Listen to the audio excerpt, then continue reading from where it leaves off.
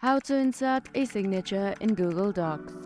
First, place the cursor wherever you need to make the signature. Then from all of the options on the top left corner, you have to click on Insert and select the option of Drawing. Now select New. Now that you are on this tab, you have to click on the downside arrow right beside line.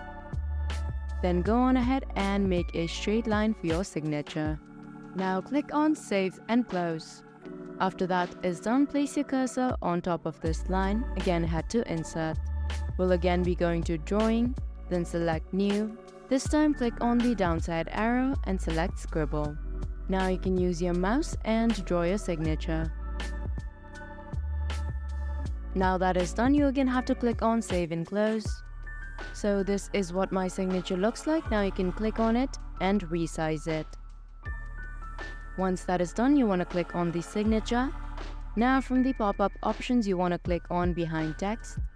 And there you have it. That is how you insert signature in Google Docs. Hope I was able to help you out.